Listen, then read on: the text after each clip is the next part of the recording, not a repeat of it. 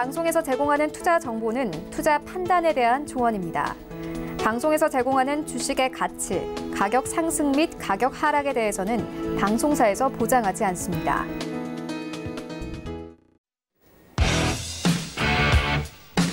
안녕하세요. 더 센 투자 대가들의 수익 법칙 김성희입니다.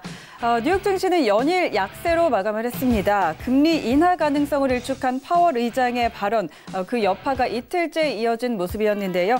뿐만 아니라 유가 급락으로 에너지주가 큰 폭으로 조정을 받으면서 증시 하락에 영향을 미쳤습니다.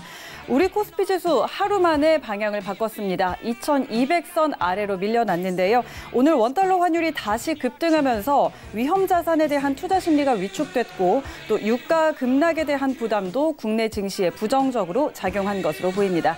자, 이렇게 시장 변동성이 큰 상황에서도 성공 투자하는 방법 매일매일 저희와 함께 하시면서 챙겨가시기 바랍니다. 더 센 투자 언제든지 열려 있습니다. 방송 보시면서 궁금한 점 생기시거나 상담 받아보고 싶으신 분들은요. 02-3153-2585번으로 전화 주시면 오전 9시부터 오후 6시까지 상담 받아보실 수 있습니다. 낮 시간에는 이쪽으로 상담 받아보시고요. 방송 통해서 상담받고 싶으신 분들은 문자번호 샵 4989로 문자 보내주시면 됩니다. 방송 중에 전문위원님들이 상담 도와드릴 테니까요. 문자로 꼭 먼저 예약하셔야 된다는 점 체크해 주시면 좋겠습니다. 자, 그럼 오늘 함께할 두 분의 전문위원 소개해드립니다. 화려한 수식어는 필요 없다. 진짜 수익을 내는 게 중요하다. 김소엽 전문위원입니다. 메커니즘을 활용한 검증된 시스템을 통해 안정적이고 지속 가능한 수익을 창출한다. 이명석 전문위원입니다. 네, 두 분 안녕하세요. 안녕하십니까. 안녕하세요. 네, 자, 오늘도 이렇게 금요일이네요. 휴일을 앞두고 자리 함께 해주셨는데, 자, 오늘은 두 분 어떤 투자 노하우 나눠주실 건가요? 일단 먼저 말씀하시죠. 서로 미루고 계시는데요. 오늘도 마찬가지로 조금 시황적인 부분보다 실제 파생 거래를 어떻게 하는지 기초부터 시작하여가지고 파생이 어떤 시장에 영향을 미치고 있는지 한번 살펴보도록 하겠습니다. 네. 또 오늘도 많은 기대해 주십시오. 자, 김소연님은요? 일단 기본적으로 또 금요일 저녁이면 사실 불타는 금요일이잖아요. 그렇죠. 근데 이제 우리나라 증시는 이제 다시 월요일 날 대체 휴일 들어가고요. 그래서 아마 이제 해외 시장은 계속 이제 돌겠지만 일단 그렇습니다. 재테크 하시는 부분에 있어서의 어떤 그 경각심이라든가 어떤 이런 위험성에 대한 부분에 대해 생각을 많이 하신다면 그래도 불금보다는 조금 더 이제 재테크에 조금 더 관심을 많이 기울이시고 저희 이제 수많은 전문위원분들이 수많지는 않죠. 그래서 이제 지금 예병군 위원, 박철수 위원, 그다음에 이명석 위원 저 포함해서 네 분 정도가 지금 이제 이 서경 방송에서만 제공해드리는 독점적으로 제공해드리는 정보만 가지고도 충분히 여러분들께서 재테크를 많이 아주 훌륭한 성과를 내실 수 있는 그런 결과물을 저희가 보여드릴 수 있다고 자신을 하기 때문에 아마 이 시간에 시청하시는 분들께는 아마 소중한 시간을 저희가 감사하게 시간을 주셨기 때문에 저희도 그만큼 보답을 해야 되는 이러한 시간이기 때문에 불금임에도 불구하고 저희도 기꺼이 즐겁게 또 말씀을 또 전해드리는 그런 시간이 될 것 같습니다. 네, 잠시 후에 두 분의 이야기 들어보도록 하겠고요. 자, 불금이지만 이 시간이 아깝지 않도록 이 시간 함께 하신다면 분명히 좋은 투자 노하우 얻어가실 수 있을 겁니다. 더 센 투자 대가들의 수익 법칙은 금융감독원과 방송통신심의위원회의 법규 및 자본시장 통합법을 엄격히 준수하고 있습니다. 방송상 투자 관련한 상품의 권유 또는 일임행위를 위한 모객행위 엄격하게 금지하고 있음을 알려드립니다. 오늘도 이 시각 글로벌 경제 이슈들 짚어보고 가도록 하죠. 전유진 캐스터 나와 있습니다.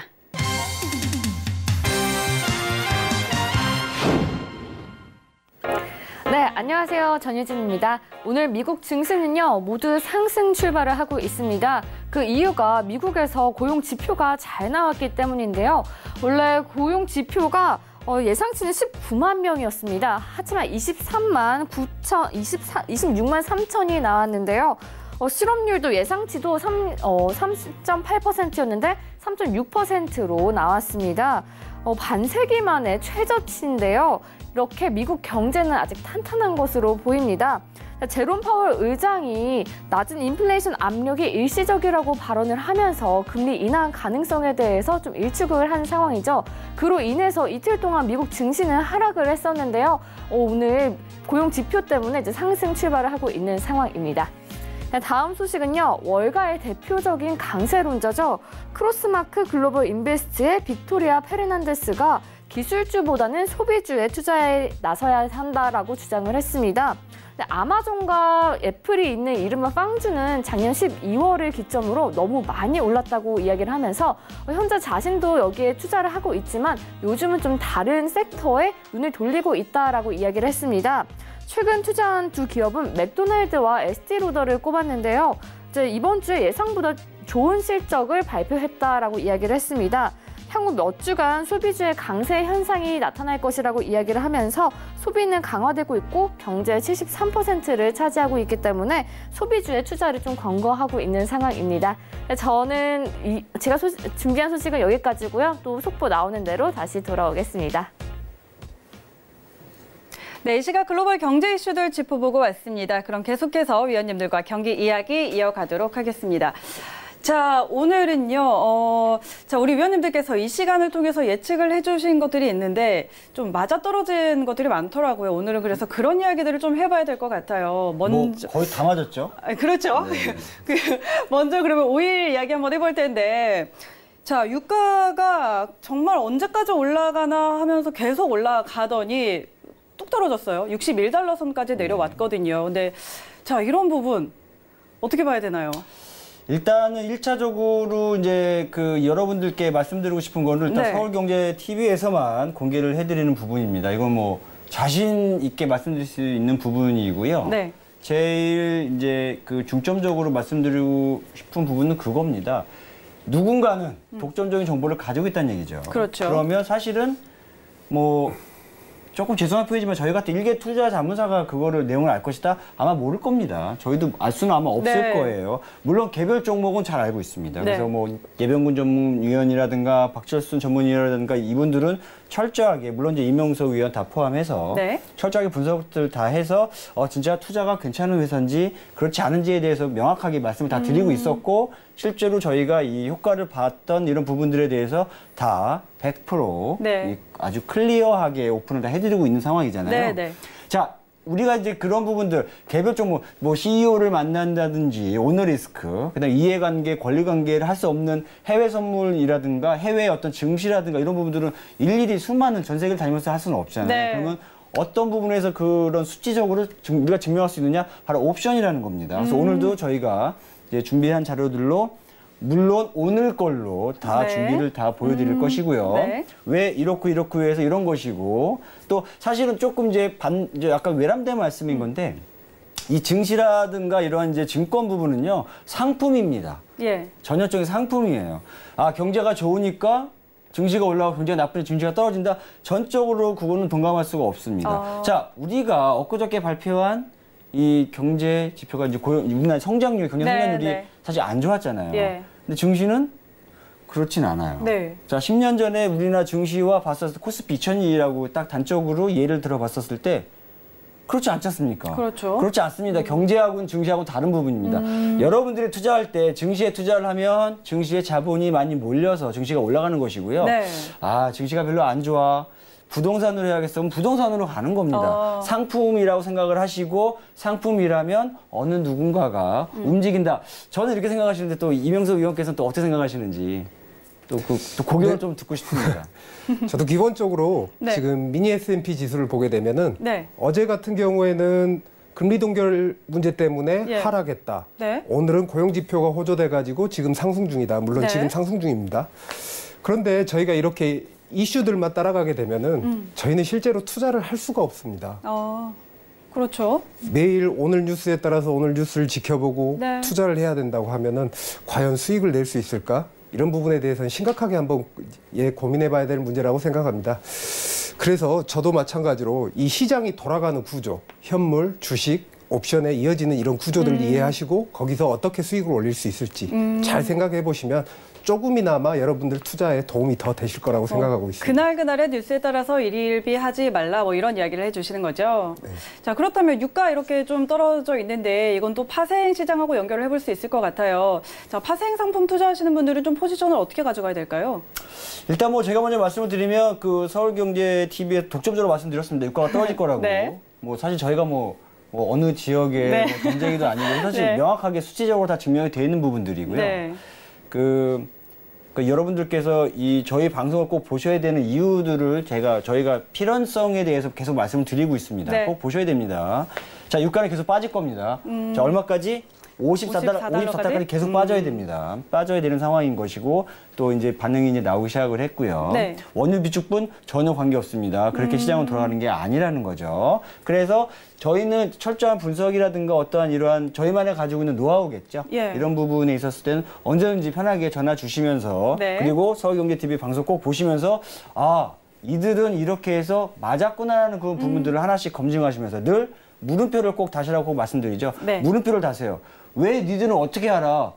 어떠한 방법으로 어떠한 무엇이냐는 이런 부분들에 물음표를 항상 가지셔야 됩니다. 맞아요, 맞아요. 만약에 그런 분들이 궁금하시면 언제든지 상담 전화 주시고 방송 꼭 이렇게 보시면서 여러분들께서 지금 알고 계셨던 그런 내용들이 틀렸을 수도 있겠구나라는 그러한 어떤 자존감의 상처는 좀 나시겠지만 네. 예, 저희는 이제 이런 걸 직업적으로 하는 부분들이 있으니까 그래서 여러분들께서 방송을 보시면서 좀 많은 도움을 좀 얻어가셨으면 하는 그런 좀 간절한 마음이 좀 있습니다. 네, 네. 자, 그럼 또 한 가지가 바로 지난 시간에 FOMC 회의 직전에 방송을 하셨잖아요. 그때 또 비둘기파적인 기조를 이어갈 것인가 하는 질문에 매파적으로 좀 바꿀 것이다라고 예측을 하셨어요. 그런데 이번에 또 제롬 파월 의장이 금리 인하에 대한 부분을 좀 일축을 했어요. 근데 사실상 따지고 보면 뭐 인상도 인하도 아니다 이런 건데 시장에서는 좀 매파적으로 해석을 하고 있는 것 같거든요. 이런 부분은 또 앞으로는 또 어떻게 될 것이고 계속해서 이런 기조를 이어간다고 보세요? 네. 일단 기본적인 의견은 매파적으로 변경됐다기보다는 네. 어떤 한 국가가 트럼프 정부에서 네. 금리 인하를 압박한다고 해서 그 압박에 의거해가지고 금리를 인하한다거나 정책을 조정한다거나 그렇죠. 이런 문제들은 기본적으로 좀 말이 안 되는 이야기지 그렇죠. 않습니까? 그래서 대부분 시장에서 금리가 동결될 것이라는 의견들이 많이 있었던 상황이었고요. 매파적인 의견이라기보다는 동결의 기조를 계속 유지하지 않겠나 이렇게 생각하고 있습니다. 네. 일단 저도 이제 이명석 위원의 의견을 자꾸 저희가 같은 방향으로 나가면 안 된다는 생각을 해요. 네. 방송이 재미가 너무 없어. 그럼 너무 재미없으니까 그러지 굳이 말고. 맞출 필요는 없죠. 일단 꼭 동결이라고 저는 생각하지는 전 절대 동감할 수가 없습니다.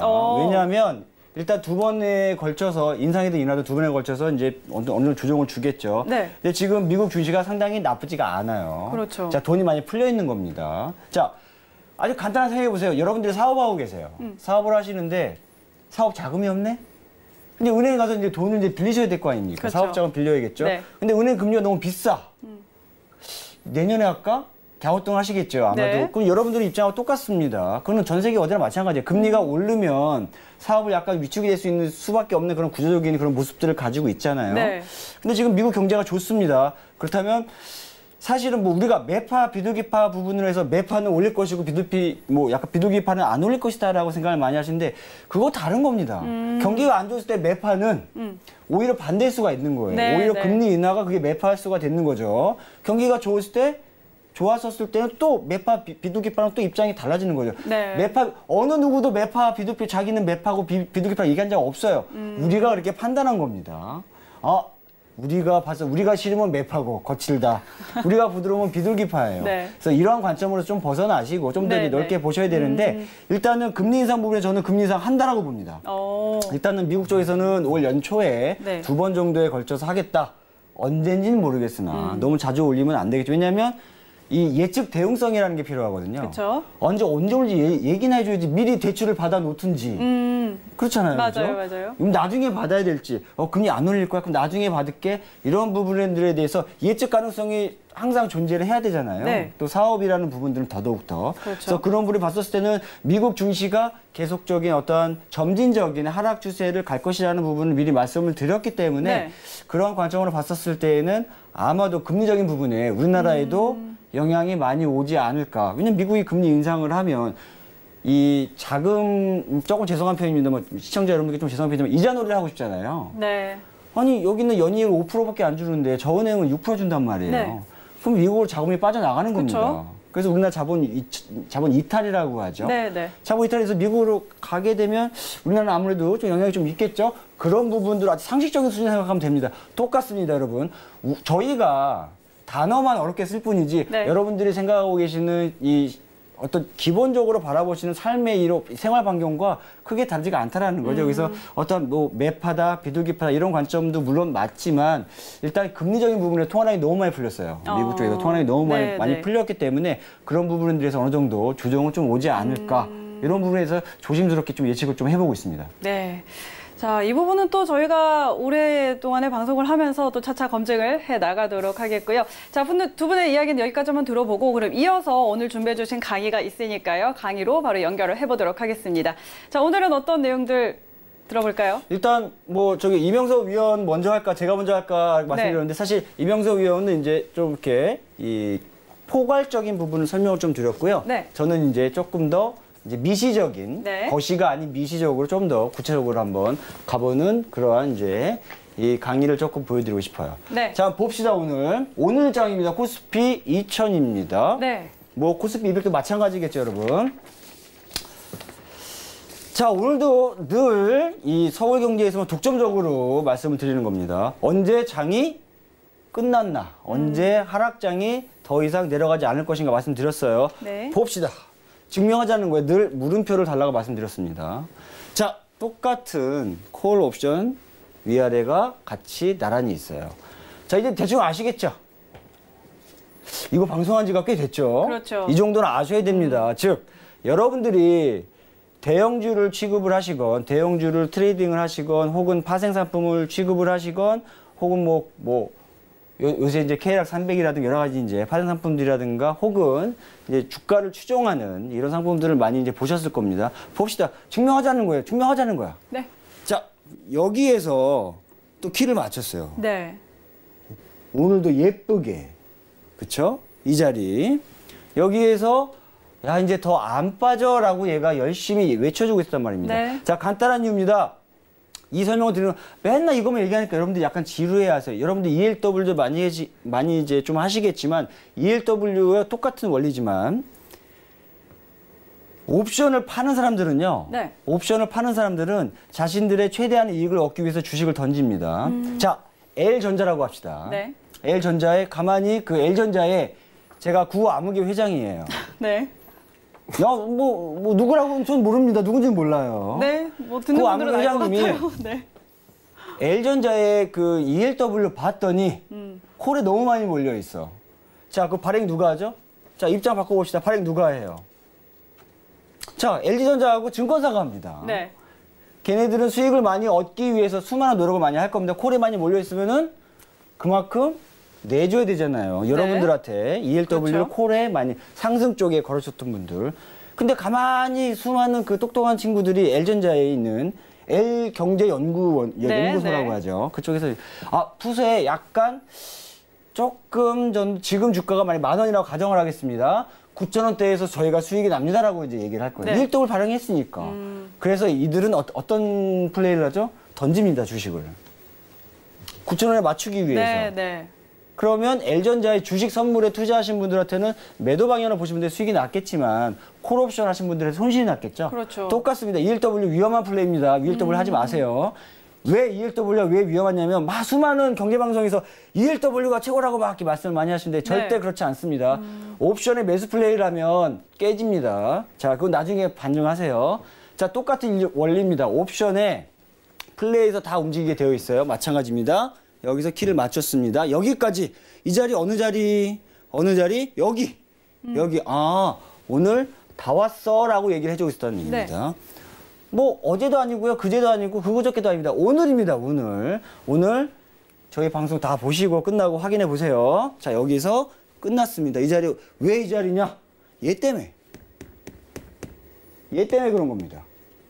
여기서 물량을 받아 올린 겁니다. 장이 다 왔으니까. 네. 장이 다 왔기 때문에 야, 이제 매집해도 돼. 라고 해서 코스피 2000도 동시에 같이 올려버리는 거죠. 네. 그럼 한국만 그래? 한국 시장이 제일 작죠? 봅시다. 이제 항생 한번 봅시다. 자, 이제 대충 이제 뭐, 여러분들 대충 이제 아시겠죠? 좀 머네. 좀 자리가 좀 멀어요. 봅시다. 어떤 자리인지. 대충 아시겠죠, 이제? 가봅시다, 이제. 얘가 먼저 오고요. 네. 그죠? 그 다음에 얘가 갔다가 키를 맞춰버립니다. 다 왔어! 라고 또 얘기를 또 해주고 있어요. 그래서 얘가 키를 어느 정도 맞추겠다. 이거는 옵션에서만 나오는 겁니다. 서울경제TV에서 나오는. 그렇죠.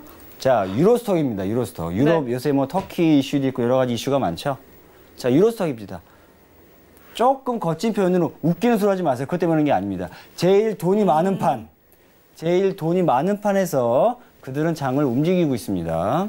여러분들이 순수하게 앉아가지고 뉴스 보고 이렇게 하시는 순간 아, 뉴스 분석하고, 뭐, 저 캐스터의, 뭐, 저 앵커의, 뭐, 저 아나운서의 막, 이렇게 멘트, 물론 이제 뭐, 나눈서의 그런 부분 폄하하자는 건 절대 아닙니다. 분석하는, 저는 네. 제가 말씀드린 부분들의 타겟은 애널리스트입니다. 애널리스트는 지난 1초 전에 얘기를 해요. 1초 전 얘기는 중요하지 않습니다. 우리한테 중요한 건 뭐? 1초 뒤가 중요한 거죠. 그렇죠. 투자는 1초 뒤입니다. 네. 1초 전에 투자한 건 옛날에 우리 어렸을 때 그런 거 있잖아요. 저희 아버님도 가끔 그런 거 하셨어요. 내가 한 30년만 젊었었으면 강남 쪽에 내가 땅을 사가지고 그때 다 논밭이고 뭐 다 그랬다고 그런 말씀 많이 들었거든요. 네네. 제가 그래서 아버지 그거 아시면서 왜 하셨어요? 그거 겁나잖아. 위험하니까. 맞습니다. 투자는 그렇습니다. 투자는 원래 그래요. 겁나고 위험합니다. 네. 대신 여러분들이 공부를 하시고 충분하게 상담을 많이 거치시는 그런 과정을 겪으시면 여러분들이 아마 느껴지시는 그런 체감이 조금 다르실 거예요. 자, 유로스탁입니다. 처음에 누가 먼저 왔나요? 얘가 먼저 왔어요. 여기까지래 라고 왔습니다. 네. 제가 사실 경박하게 이렇게 손짓을 하는 부분들은 여러분들한테 조금 더 이해를 그렇습니다. 돕기 위해서. 이해를 돕기 위해서 하는 거니까. 그랬더니 얘가 쭈르르르 이제 얘는 이제 풋옵션입니다. 이건 콜프 똑같이 움직이는데 이제 여러분들의 이 도식화된 네. 그런 부분들 보여드리기 위해서 풋이 내려오기 시작을 해요. 그래서 여기서 얘랑 비슷하게 맞추고 들어갑니다. 물론 오차는 여러분들이 5차까지 말씀드리기에는 저희 또 영업 비밀 네. 네, 그런 부분이 있기 때문에 상담을 통해서 자 그래서 유로스탁이 저기서 풋을 키를 맞춰버립니다. 야, 다 왔어, 위에. 다 왔어라고 얘기를 해주고 있어요. 그래서 장이 여기서 마무리가 됩니다. 더 올라가지 않겠다라고 얘기를 해주겠다는 거죠. 자, 맨 밑에는 선물 지수입니다. 이게 무슨 얘기죠? 주식을 던지기 시작을 합니다. 네. 자, 여러분들 충분히 지금까지 공부하신 대로 이 선물 지수는 현물 지수에서 나오는 거 맞습니다. 그거 틀리다는 게 아니에요. 선물 지수를 맞추기 위해서 던진다는 거죠. 그러면 선물 지수는 어떻게 맞춘다고요? 옵션으로 맞춘다는 얘기입니다. 옵션 쪽이 더 크니까. 다시 한번 말씀드립니다. 여러분들이 1,000만 원을 투자를 하세요. 1% 네. 수익이면 10만 원밖에 안 해. 네. 아니 그거 10만 원 내가 하자고 잠도 못 자면서 밤새도록 하기에는 좀 그렇잖아요. 근데 1,000억이라면요. 10억입니다. 우리의 1%와 그들의 1%는 달라요. 네. 그들은 그렇게 합니다. 1%의 수익을 위해서. 그렇죠. 물론 더 나겠지만. 네. 자, 여러분들이 10만 원, 아이, 그거 뭐 아무것도 아니야 라고 생각하실 게 아니고요. 조금 더 관점을 다르게 바라보셨으면 좋겠습니다. 자, 이번엔 크루드오일입니다. 많이 봤죠, 이제 뭐 지쳤습니다, 이제. 하지만 저는 계속 얘기할 거예요. 서울경제TV에서만 독점적으로. 자, 먼저 콜이 왔어요. 먼저 얘가 장이 쭉 이렇게 왔죠. 다시 여기서 이 부분에서 왔어요. 얘가 어떻게 왔냐면요. 이 부분은 이제 이 콜하고 풋하고 이제 부딪히는 부분입니다. 네. 옵션은 원래 그렇게 움직이게 되어 있어요. 키를 딱 맞춰놓고 빨간색은 콜, 파란색은 풋입니다. 네. 서로 더 이상 이 그러니까 지수라기보다는 이제 크루드 오일이기 때문에 이 상품의 가격이겠죠. 네. 이 가격 부분까지 가면 안 돼요. 그래서 여기서 얘네들이 같이 키를 맞추고 야씨 그만해 이제 그만 싸우자 라는 얘기를 하기 시작을 합니다. 그리고는 부러지기 시작을 하죠. 그래서 콜의 극적인 반락이겠죠. 반락은 저렇게 시작을 한 겁니다. 콜하고 풋하고 부딪히기 시작을 해요. 그래서 같은 월물과 여러분들 월물 잘 뜯어보세요. 자, 증권사에서 걔네들이 멍청해서 그 옵션 데이터를 주는 게 아닙니다. 수많은 이런 저와 비슷한 생각을 가진 트레이더분들이 많으시겠죠. 네. 좀 정보 좀 내놔, 정보 좀 내놔. 왜 그걸 오픈을 안 해? 사실은 우리나라 국내 증권사 키움 같은 경우는 4개 월물밖에 안 보여줘요. 네. 근데 여러분들 혹시 아세요? 이 크루드 오일은 2024년까지 판 다 짜져 있습니다. 옵션이 다 있어요. 2024년까지. 자, 이쯤 되면 옵션이 맞을 수도 있겠다 고민 한 번쯤은 이제 생각이 좀 드시죠? 네. 우리나라는 4개월치밖에 안 나오지만요. 여러분들이 그 CME그룹.com에 들어가시면 2024년까지 크루드 오일이 가격을 어떻게 할지 다 정했습니다. 왜? 우리가 아니고 그들이. 누군지는 모르겠으나 네. 그들은 가격을 다 정해놓고 움직이고 있다는 겁니다. 자, 그래서 우리가 항상 여러분들한테 늘 말씀드리는 거 있어요. 이평선 백날 그게 긁는 순간 쟤는 하수구나 생각하면 거의 틀림없어요. 다시 한번 말씀드립니다. 이평선을 긁고 해가지고 자, 이평선 무너졌으니까 우리가 원인을 더 캐야 되나요? 그건 아니잖아요. 네. 자, 우리가 최저점을 왔습니다. 자, 금값이라고 할게요. 국제 금값이라고 합시다. 금값이 떨어져요. 근데 2014년에 찍었던 금값 밑으로 더 찍었네. 그럼 갑자기 야 이제 금 생산 늘려. 너무 비상식적이잖아요. 그죠? 그럴 수가 자, 없죠. 여러분들 입장 바꿔보세요. 여러분들이 금 생산하시는 채굴하시는 산업가라고 생각만 해보세요. 자, 저 좀 찍어 다시 친다고? 그러지 않을 겁니다, 아마. 그들의 입장에서 다시 한번 생각 한번 해보세요. 그래서 중요한 거는 뭐냐면요. 규칙성을 발견하라는 얘기입니다. 패턴 그리시는 얘기가 아닙니다. 아까 그 전에 한 4회차, 3회차 방송에서 아마 이명수 의원께서 아마 패턴 연구 상당히 중요한 내용이었거든요. 그래서 제가 뭐라고 했어요. 이렇게 중요한 내용을 얘기를 하면 어떡하냐고. 여러분들이 이뤄줘야 저희가 수익이 나거든요. 네. 여러분들이 누군가는 손실이 나줘야 되잖아요. 그렇죠. 기왕이면 우리끼리 손실 나고 수익 나지 말고 세계. 그렇죠. 세계인들, 전 세계인들이 손실 나고 대한민국 우리만 수익 나자는 얘기예요. 자, 그 말씀을 제가 꼭 드리고 싶어서입니다. 그래서 규칙성 발견, 그래서 패턴 연구 그런 거 함부로 공개하지 않으셨으면 좋겠습니다. 네. 너무 많은 걸 공개했나 전 세계인들은 봐요. 패턴 연구를 좀 하셨으면 좋겠어요. 그래서 대한민국만 열심히 잘 살게 그랬으면 좋겠습니다. 자, 트레이더와 시스템의 설계자 이런 얘기 나왔습니다. 맞습니다. 이 트레이더라는 부분들은 사실 전 방송에도 말씀드렸지만 돈을 피 따위에 비교해라는 말씀 한번 들었을 거예요. 피 같은 돈이 아니죠. 피 따위에 비교하지 말라는 얘기입니다. 물론 황금 만능주의를 말씀드리자는 건 아닙니다. 하지만 여러분들이 트레이딩 하실 때 다시 한번 서울균이 TV에서만 독점적으로 말씀드리는 부분이면 사실 너무 많이 걱정이 돼요. 그래서 너무 많이 오픈을 해드린 거 아닌가라고 해서 저희끼리도 회의를 많이 합니다, 사실은. 그래서 예병근 위원이나 박철수 위원이나 그래서 적당하게 얘기해라. 종목도 너무 얘기하지 많이 하지 마라. 다른 이유는 아니고요. 어떠한 정보라는 거는 극소수자들만의 어떠한 전유물이거든요. 그렇죠. 예, 그렇습니다. 그래서 그랬을 때 또 가치가 있는 거고요. 방송이 뭔지 참 그래서 사실은 또 저희가 또 서울경제TV 사랑하는 마음에 있어서 그런 마음의 출발로 그런 마음의 발로로 이렇게 시작을 하는 거니까 좀 예쁘게 봐줬으면 좋겠고 이런 부분들입니다. 이 시스템 부분이라든가 시스템이 꼭 중요하다는 말씀을 드리라는 건 아니에요. 여러분들이 이제 트레이딩을 하시면서 소중한 정보를 꼭 저희 서울경제TV에서 꼭 보시면서 저희가 드리는 말씀이 얼마나 진정성이 있는지에 대해서 확인하시는 분들 시간이 되시면 크루드 오일 저희가 말씀드렸던 부분들 확인하겠지만 먼저 교육이 먼저입니다. 공부가 먼저예요. 그래서 학습을 먼저 하시고 이제 저희가 여러분들께 드리고자 하는 이런 말씀 이런 부분들만 좀 진정성만 좀 전달이 됐었으면 좋겠다 이런 생각이 듭니다. 전달이 됐을 것 같아요. 네. 자, 이렇게 또 오늘 시장을 통해서 또 한 번 증명을 해주셨고요. 이어서 이제 이명석 의원의 강의로 한번 이어가 볼 텐데요. 자, 오늘도 파생 시장의 기초에 대해서 강의를 준비하셨다고 합니다. 자, 오늘은 어떤 내용들 준비해 주셨나요? 네.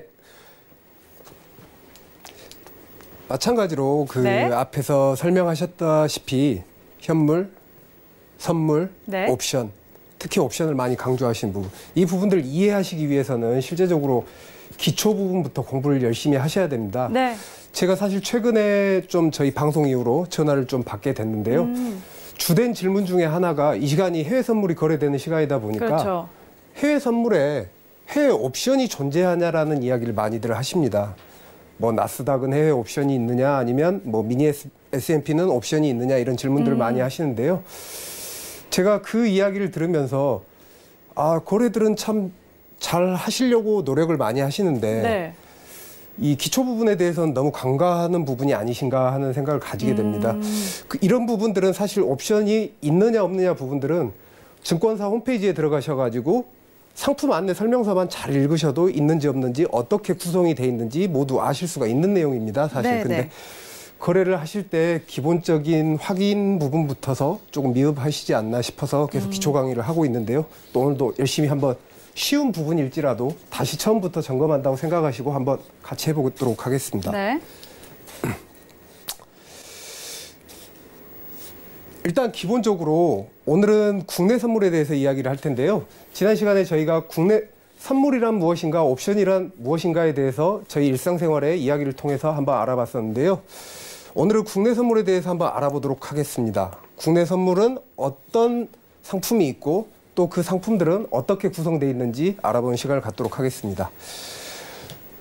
기본적으로 선물을 이해하실 때는 기초자산이 무엇인지 이해하시는 것이 가장 기본입니다. 네. 기초자산, 즉 거래 대상이 되는 물건이 무엇인지 파악하는 것이 가장 우선입니다. 네. 지난 시간에 저희가 이야기했던 선도거래의 밭대기 거래에서는 수박이 되겠고요. 네. 그다음에 아파트 분양권 이야기에서는 네, 네. 아파트가 되겠죠. 예. 그래서 기초자산을 기준으로 하여가지고 한국거래소에 상장돼 있는 상품들이 어떤 상품인지 한번 알아보도록 하겠습니다. 일단 개별 주식 선물이 있습니다. 개별 주식 선물 말 그대로 우리나라에서 유명한 S전자, H자동차, 네. P철강 등 개별 주식을 선물로서 미래에 얼마에 매수하고 매도할 것인지 거래할 수 있도록 만들어 놓은 개별 주식 선물이 있습니다. 지금 현재는 유가증권 시장에서 116개 종목과 코스닥 시장에서 19개 종목, 총 135개 종목이 거래되고 있는데요. 네. 실제적으로 사실 거래량은 많지는 않는 실정입니다. 그리고 그 다음으로 주가지수 선물이 있습니다. 사실 이 부분을 조금 중요하게 여기셔야 될 건데요. 네, 네. 사실 저희가 일반적으로 국내 선물을 거래한다고 이야기할 때는 대부분이 코스피 200 선물을 거래한다는 이야기입니다. 그런데 주가지수 선물, 사실 이 부분이 조금 저도 마찬가지였던 것 같고 기억해 보면 조금 혼돈이 오는 부분이 있습니다. 어렵지는 않는데 네. 각 나라의 증권사가 아니라 각 나라의 거래소들은 네.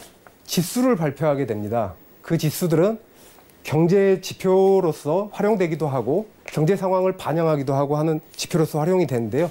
실제적으로 파생 상품을 거래하기 유용하기 위해서 만들어 놓은 것이 사실입니다. 실제적으로 파생 거래를 위해서 만들어졌다고 보셔도 무방합니다.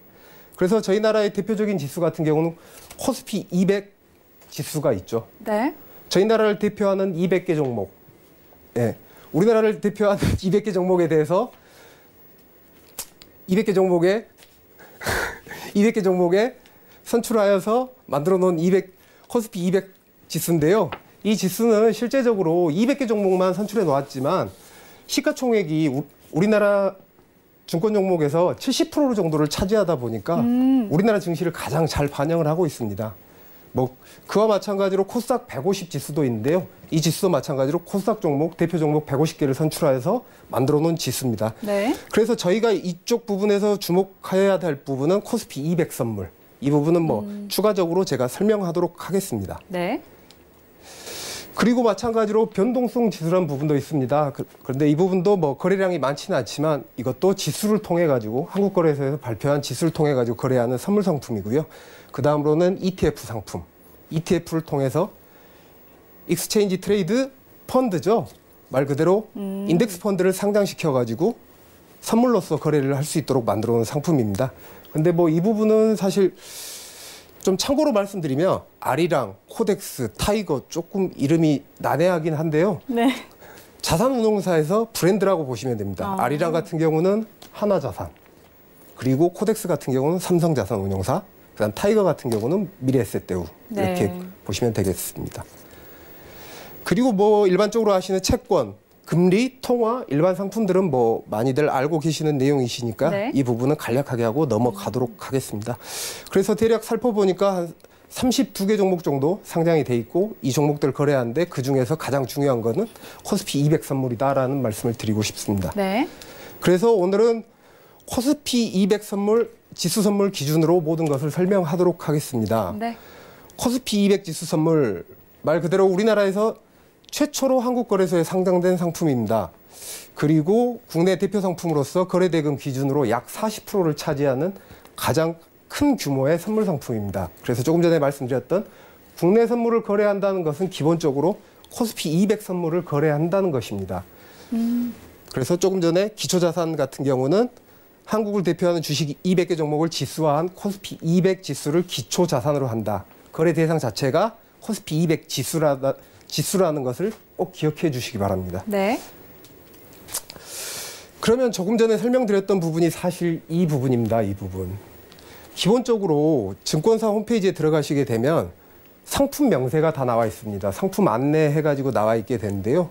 뭐 클릭하는 곳은 이렇게 보시면 증권사 홈페이지에서 찾아서 들어가실 수가 있습니다. 그런데 이게 어찌 보면 저희가 제품을 구매했을 때 제품 설명서와 같은 역할을 하는 것입니다. 그런데 저희가 제품을 구매해가지고 상품 설명서도 보지도 않고 네. 제품 설명서도 보지도 않고 제품을 사용한다? 이 부분에는 조금 문제가 있지 않겠느냐 하는 생각을 가지고 있습니다. 그래서 어렵지는 않지만 이 상품 명세만 이해하셔도 이 상품들이 어떻게 설계가 돼 있고 어떻게 구성이 돼 있는지 기본적으로 이해하실 수가 있습니다. 그래서 한번 살펴보도록 하겠습니다. 네. 뭐 이건 참고적으로 해외 옵션도 상품 명세가 증권사 홈페이지에 들어가시면 다 나와 있습니다. 첫 번째로 거래 단위라는 용어가 있습니다. 거래 단위. 저희가 주식을 이야기할 때는 일반적으로 한 주, 50주, 100주 이렇게 거래한다고 주 단위로 이야기를 하게 됩니다. 그렇죠. 그렇지만 선물은 한 계약 기준으로 거래하는 한 계약입니다. 네. 거래 단위 자체가 한 계약이 되는 것이죠. 그런데 이 거래 단위를 기준으로 한 계약이 거래 규모가 얼마인지 살펴볼 수가 있습니다. 이 부분을 조금 이해를 저도 쉽게 도와드리고 싶은데 네. 사실 저도 설명하기가 어렵더라고요. 네. 그런데 기본적으로 코스피 200 선물 지수 곱하기 거래 승수가 있습니다. 네. 그런데 추후에 설명할 거래 승수 쉽게 이해하기 쉽게 1포인트당 25만 원이라는 이야기입니다. 선물이 거래될 때 1포인트당 25만 원이라는 이야기입니다. 이 부분을 그렇게 이해하시고 추후에 설명하도록 하겠습니다. 네. 그래서 기본적으로 한 계약의 규모는 코스피 200 선물 지수가 현재 285라고 가정을 하면 285 곱하기 거래 승수 25만 원, 약 7,125만 원이죠. 네. 여기다가 저희가 증거금률을 곱하게 됩니다. 이제 현행 7.5%인데요. 그렇게 했을 때 한 계약을 거래하기 위해서 저희는 500만 원 정도가 필요하다는 계산이 나오게 됩니다. 그래서 거래 단위를 기억하시고 한 계약의 거래 규모를 이해하신다면 증거금까지도 이해하실 수 있는 부분이 있습니다. 네. 이 거래 승수 부분은 다시 조금 이따가 설명하도록 하겠습니다. 네. 그런데 이 거래 단위는 투자자 유입 및 거래 제한을 위해서도 이용되기도 합니다. 거래 승수를 조절함으로써 증거금이 조절되겠죠. 네, 네. 그렇다 보니까 투자자의 최근 같은 경우는 거래 승수가 50만 원에서 25만 원으로 줄어들었습니다. 그 이유는 우리나라 투자자들이 많이 해외 선물로 유출이 되다 보니까 국내 투자자들이 다시 국내 환경으로 돌아올 수 있도록 거래 승수를 25만 원으로 줄여서 다시 거래량이 늘어나고 거래 대금이 늘어나고 있는 실정입니다. 그래서 이런 용도로도 이용되게 되고요. 그다음에 거래의 용이성, 시장의 규모 등을 감안하여 가지고 조절을 하게 됩니다. 그런데 이 부분이 코스피 200 선물의 경우 최초 기관 투자자 중심 잘 이해하셔야 됩니다. 이 문구를. 개인들 위해서 만든 게 아닙니다. 실제적으로. 기관 투자자 중심의 거래를 할 수 있도록 만들어 놓은 상품이다 보니까 거래 승수 자체가 높게 설정이 돼 있습니다. 네, 네. 그래서 거래 대금 한 계약을 거래하면 저희가 실제적으로 현물 7,100만 원을 매입한 것과 같은 효과를 내는 것입니다. 그런데 이런 선물 상품을 너무 쉽게 다가서려고 하고 학습 없이 다가서려고 하다 보니까 손실이라는 문제가 발생하게 되는 것입니다.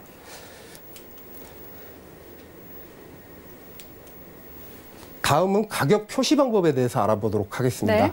사실 가격의 표시, 호가 가격 단위, 최소 가격 변동액 이렇게 조금 전에 가격 명세에 적혀 있게 되는데요. 네. 쉽게 이해하기 쉽게 호가창을 보도록 하겠습니다. 호가창에서 바라보면 한 칸이 움직일 때마다 최소 가격 변동액이 12,500원이라는 이야기입니다. 그 다음에 한 칸이 움직이는 단위가 0.05포인트고요. 네. 그래서 국내 선물회 같은 경우 코스피 200 선물 같은 경우는 0.05포인트 단위로 움직이게 되고요. 최소 가격 변동액이 12,500원입니다. 그런데 조금 전에 이야기했던 거래 승수 부분, 여기서 포인트 보셨죠? 네. 국내 선물 같은 경우는 포인트 단위로 이야기를 합니다. 그런데 0.05포인트 단위로 움직이다 보니까 1포인트가 움직이게 되면 20칸이 움직이게 됩니다. 네네. 그러면 20칸 고박이 12,500원. 그래서 거래 승수가 25만 원이 되는 겁니다. 그래서 거래 규모를 계산하실 때 선물지수 고박이 거래 승수 25만 원. 그리고 증거금 계산하실 때 현행 7.5%. 뭐 증거금률은 추후적으로도 한국거래소에서 변경시키니까 그 부분은 주기적으로 확인을 하셔야 되고요. 네. 그 다음을 살펴보도록 하겠습니다. 지금 국내 선물회 같은 경우에는 주식과 같이 종목이 따로 있지는 않습니다. 그런데 실제적으로 클릭을 해보시면 각 해당 월물이 있습니다. 우리나라 같은 경우는 3개월 단위로 거래가 이루어지는데요. 보신 것과 같이 선물 거래는 최종 거래일이 속하는 결제월 기준으로 구분한다. 이렇게 돼 있는데요. 선물 거래, 제가 아나운서님께도 말씀드렸듯이 네. 미래 시점에, 계약을 이행하는 시점에 얼마에 거래할 것인지를 결정하는 선물 거래지 않습니까? 그렇죠. 그렇다 보니까 최종 거래일이 속하는 결제월 기준으로 구분을 한다. 우리나라 같은 경우는 6월물, 9월물, 12월물 이렇게 3개월 단위로 구성을 하게 돼 있습니다. 그래서 지금은 5월 달이니까 당연히 6월물이 거래되고 있습니다. 네. 뭐 이 부분은 조금 더 깊이 들어가면 뭐 12월 분기물이네, 9월 분기물이네 있는데 기본적으로 3개월 단위로 월물이 구성된다는 부분만 이해하시면 조금 더 편하실 것 같습니다. 그리고 거래 시간 및 거래일, 뭐 증권거래 같은 경우는 주식거래 같은 경우는 9시에 시작하여가지고 3시 네. 30분이면 마감을 하는데요. 선물거래 같은 경우는 3시 45분까지 거래 시간입니다.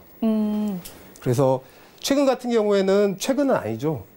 우리나라 시장을 글로벌 개방하겠다. 그리고 세계 경기에 민감하게 반응하도록 하기 위해서 CME하고 연계시켜서 야간 선물이 글로벌 시장에서 거래가 되고 있습니다. 네네. 저녁 6시부터 새벽 5시까지, 이 길 5시까지 거래가 되는데요. 이 부분도 참고하시면 좋을 것 같고요. 네. 이 부분에 대해서는 제가 오늘 마지막에 좀 고민을 해봐야 될 부분이 있을 것 같습니다. 그래서 최종 거래일은 3시 20분까지. 최종 거래일이라면 결제를 이행하는 만기일. 결제를 이행해서 제가 지난번 수박 이야기할 때 7월 네. 마지막 이행해야 될 이행일이고요. 그다음에 최종 결제일, 다음 날이다라는 걸 말씀드립니다. 그리고 결제 방법에는 현금 결제 방법과 실물 인수도 방법이 있는데 네. 이 부분은 쉽게 이야기해서 현금으로 주겠습니다. 실물로 가져가라 이 이야기입니다. 원유 선물을 거래하게 되면은 네. 원유 드럼으로 줍니다. 실물 네. 인수도입니다. 네네. 그래서 가지러 가야 되나요? 상품 명세에 적혀는 있는데 네. 우리나라 증권사에서 실제적으로 실물 인수도를 하지를 않습니다. 그래서 대부분 현금 결제로 하기 때문에 차액에 대한 현금 결제를 하게 됩니다. 그런데 오늘 상품 명세에 대해서 알아봤는데요. 네. 한 가지 여기서 의문을 가지시면 이상한 의문을 가지실 수가 있습니다. 야간 선물. 네. 야간 선물 시장에 저녁 6시부터 이 길 5시까지 네. 선물은 거래가 됩니다. 오늘 설명하지는 않았지만 다음에 설명한 옵션도 거래가 됩니다. 네. 그런데 주식은 거래가 되지 않습니다. 그렇죠. 현물은 거래가 되지 않습니다. 그런데 야간 시장에서 선물 가격이 떨어졌단 말입니다. 네. 그런데 우리가 그 다음날 아침에 9시에 딱 시장이 개장했을 때 주식 가격이 어떻게 돼 있나요? 떨어져 있습니다.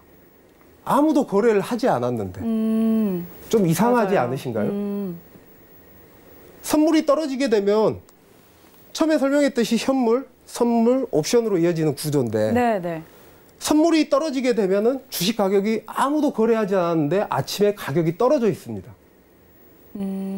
이래도 선물을 공부 안 하시겠습니까? 옵션을 또 공부 안 하시겠습니까? 네네. 분명히 공부하셔야 됩니다. 이 부분도 상품 명세에 대해서 조금이나마 관심을 가지시고 읽어보셨다면 충분히 의구심을 가지고 한 번쯤은 고민해 보셨을 부분입니다. 네네. 그래서 이 부분에 대한 정답은 없겠지만 저희가 같이 한번 고민하는 시간을 추후에 갖도록 하겠습니다. 오늘은 여기까지 마치도록 하겠습니다. 네, 오늘도 이 선물에 대한 기초적인 내용들 한번 강의 잘 들어봤고요. 자, 저희 잠깐 또 시간 좀 있으니까 저희 그러면 유로달러 얘기 한번 해볼까요? 일단 유로달러 잠깐 이제 나오기 전에 이제 한 말씀 좀 드리고 싶은 게 있어요. 지금 이 서울경제TV 방송을 보고 계신 국회의원분께 갑자기요?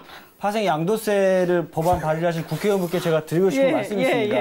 양도세는 이런 멍청한 소리가 어디 있습니까? 양도라뇨. 자, 주식은 양도가 맞아요. 네. 제가 파는 겁니다. 파는 사람이 있고 사는 사람이 있어요. 그래서 양도가 맞습니다. 부동산. 네. 내가 팔았으니까 양수를 하고 받았으니까 세금도 내고. 그렇죠. 맞습니다. 네. 파생이 양도라뇨. 멍청한 소리 하고 있어요. 네. 파생은 양도가 아닙니다. 다시 한 번 말씀드릴게요. 잘 보세요. 파생은 양도가 아니고요. 약속입니다. 약속이에요. 파생은. 양도가 아닙니다. 잘 보세요. 파생은 오를 것이냐 내릴 것이냐 서로 약속하는 사람들이 서로 주식시장의 현물시장의 안정성을 위해서 약속을 해놓은 거예요. 네. 양도세라뇨. 말 같지도 않은 소리 하지 마세요. 자꾸. 네. 어처구니 없어서 깜짝 놀랐습니다. 차라리 거래세라고 하든지. 파생 거래세 10% 뛰는 거, 차후에 15% 뛰는 거, 그럴 수 있지. 양도세라뇨. 앞으로 멍청한 소리 하지 마세요. 자, 유로달러 한번 봅시다. 화나신 거 아니죠? 아니, 화가 좀 났어요. 아니, 세금을 뛸 수 있어요. 국가의 재정을 위해서 제가 국가에 기여를 하니까. 물론, 흔쾌히 낼 수 있지만, 양도세라뇨. 이 양반들은 파생의 피입자도 모르는구나. 금융 자체를 모르시는구나. 모른다고 얘기를 해야지. 조언을 구하든가. 네. 양도세라는 그런 멍청한 소리가 어딨어요. 그죠? 자, 봅시다. 자, 유로달러입니다. 자, 저희가 이제 계속 이제 유로달러 상승을 봤어요. 올라갈 것이다. 그죠? 앞으로 쭉쭉쭉 올라갈 것이다. 라고 이제 말씀을 드렸었습니다. 물론 지금은 계속 바다 확인하고. 물론 이제 이 자리입니다. 이 자리예요. 네. 물론 이제 이명석 위원께서는 어떻게 생각하시는지 모르겠으나 제가 보는 관점은 왜냐하면 저희도 이제 운영을 하긴 하지만 각자의 이제 어떠한 성향이라든가 이런 부분들이 존재를 하겠죠. 네. 그래서 제가 봤을 때는 요 정도면 바닥은 다 다졌다고 보여집니다. 예, 바닥은 다 다져졌기 때문에 달러가 약세로 갈 가능성이 높다고 봅니다. 그렇다면 아까 저희끼리 얘기했던 매파적인 부분보다는 비둘기적인 이러한 이 발언이 그러니까 약달러로 이제 갈 거기 때문에 그러니까 이게 연준에서 어떤 방식으로 받아들일지는 잘 모르겠어요. 연준에서 이거를 약달러로 계속 가야 되는 부분이라면 달러가 너무 많이 풀렸니? 그러면 매파적으로 금리를 올리자는 얘기니? 이렇게 받아들일지 뭐 그건 이제 그들의 선택의 문제라고 생각을 합니다. 일단 저는 이제 요 정도면은 한번 이 바닥을 다지지 않았나. 즉 약달러로 갈 것이다. 즉 유로달러라면 상승으로 저희가 말씀드렸던 물론 상승 와서 저희 말씀을 조금 들으셨다면 아마 수익이 좀 나지 않았을까 이런 생각이 좀 들긴 하는데 어떻게 보시는지. 같은 의견 이야기하면 안 되신다면서요? 저희는 항상 같아요. 저는 항상 같습니다. 저는 지난번에 분명히 상승할 것이라고 이야기를 했었습니다. 그런데 지금 조금 상승했다가 지금 하락하는 분위기인데요. 쉽게 이야기해서 옵션 부분에서 더 이상 먹을 게 없어요. 먹을 게. 풋옵션이 너무 뚱뚱해져가지고 이제 콜옵션은 다 빠졌고 그래서 저는 올라갈 것으로 예상했었는데요. 저는 올라가는데 한 표 드립니다. 알겠습니다. 이렇게 유로달러 이야기 간략하게 듣고 왔고요. 다시 한번 외신센터 연결해서 글로벌 이슈 한번 들어보고 오도록 하겠습니다. 네, 외신 소식인데요. 미국 고용 지표가 잘 나왔다고 이야기를 드렸었죠. 그래서 더 자세하게 좀 준비를 해봤습니다. 1969년에 3.5% 실업률을 보인 이후에 반세기 만에 가장 낮은 실업률을 보이고 있는데요. 3.6% 실업률을 보이고 있습니다. 신규 고용수도 월가 예상치였던 19만 명보다 훨씬 웃도는 26만을 보이고 있죠. 자세히 살펴보면 아시아계의 실업률이 가장 급격하게 줄어든 것을 볼 수 있습니다. 3.1%에서 2.2%까지 하락을 했는데요. 저번 달 실업률 감소가 고용의 증가로 이어졌는데요. 노동력 참가율도 62.8%로 정확히 1년 전 수준으로 떨어진 상황입니다. 직업과 비즈니스 또 서비스, 건강보험, 사회보조, 제조업 다 일자리가 늘었지만 최근 몇 달간 좀 부진했던 소매업에서는 12,000건의 일자리가 줄어든 것으로 보입니다. 이렇게 그래프까지 나와 있는데요. 네, 자세히 보시면 이런 사실을 아실 수 있습니다. 네, 지금 이런 지표 때문에 미국 증시가 상승을 하고 있는데요. 네, 이제 어떻게 될지 조금 더 지켜봐야 될 것 같습니다. 네, 미국의 고용 지표까지 확인하고 돌아왔습니다. 이제 오늘 함께하신 전문위원 두 분과는 이 자리에서 인사 나누도록 하겠습니다. 오늘 말씀 고맙습니다. 감사합니다. 네. 자, 이렇게 두 분의 전문위원과 오늘도 정말 풍성한 이야기 나눠봤는데요. 시간이 늘 모자란 것 같습니다. 자, 더센 투자 언제든지 열려 있습니다. 방송 보시면서 궁금한 점들 참 많이 생기실 것 같습니다. 02-3153-2585번으로 전화 주시면요. 오전 9시부터 6시까지 언제든지 상담 받아보실 수 있으니까요. 이쪽으로 전화하시고 또 방송 중에 상담 받고 싶으신 분들은 문자 번호 샵 4989로 문자 보내주시면 됩니다. 네, 더센 투자 대가들의 수익 법칙은 금융감독원과 방송통신심의위원회의 법규 그리고 자본시장통화법을 엄격히 준수하고 있습니다. 방송상 투자 관련한 상품의 권유 또는 모객 행위 엄격하게 금지하고 있음을 알려드립니다. 오늘 저희가 준비한 소식은 여기까지입니다. 다음 주에도 이 시간 저희와 함께 해주시기 바랍니다. 시청해주신 여러분 고맙습니다.